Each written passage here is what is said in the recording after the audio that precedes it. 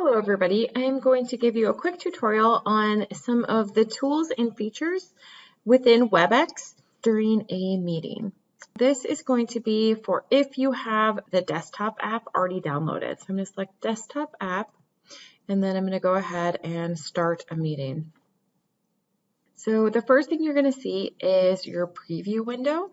So make sure that you're unmuted and your video is on so that you're able to talk to students. This is where you can change your background. You can select which angle is your best camera angle. You can choose none, blur, or one of these fun backgrounds if you don't want your normal background. Then go ahead and click on Start Meeting. I have my meeting locked, so that way participants are not allowed in until I allow them in, and that's in the settings when you set up your meeting room.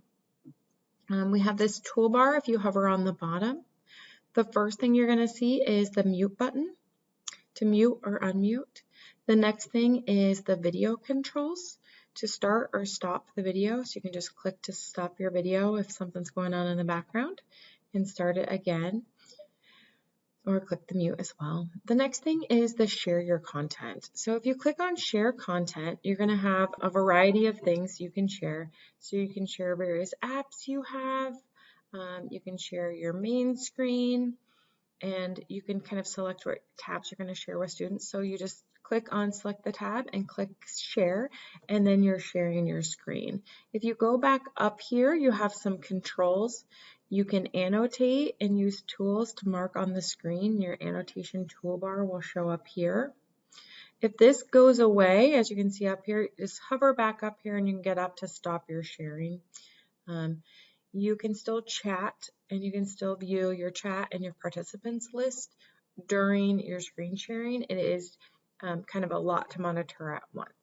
And then when you're done, you can select something else to share, or you can just stop sharing your screen completely. The next thing you see here is the recorder.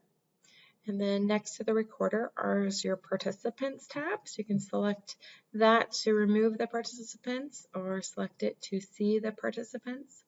From the participants tab, you can mute and unmute people or chat with them privately. You can click here to see who has their hands raised or sort the participants tab, so you can message people based on their raised hands, or you can keep them sorted by name if you'd like.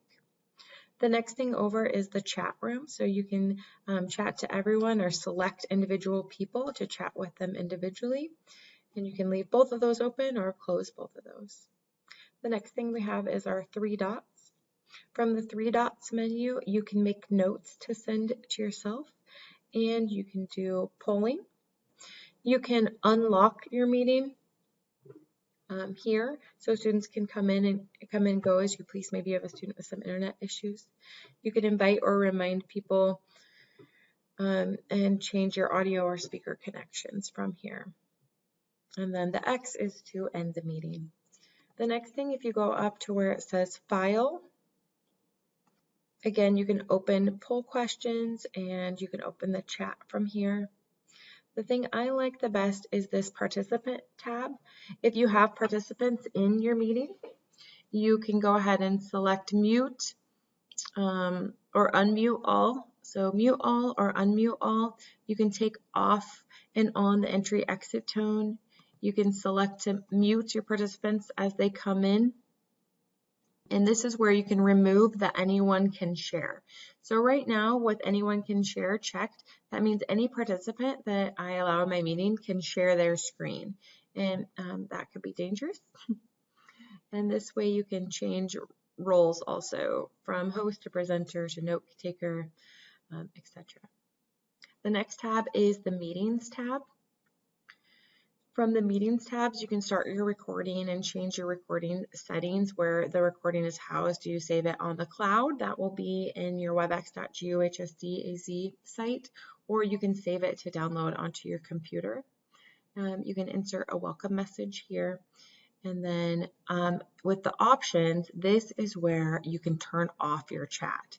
So you'll notice if I click on the chat and unclick chat, and click apply, that now we don't have a chat bubble down at the bottom here. I'll click OK. And so now you can see the chat has completely gone away and there is no side chat going on. So I can go back up. That's under meeting and then options. And that's where you can allow chat or take off chat or notes or allow them the ability to turn off or on their video. I'm going to put the chat back just so we have all the features for our video. Okay, as you can see, my room is closed and I have someone waiting in the lobby.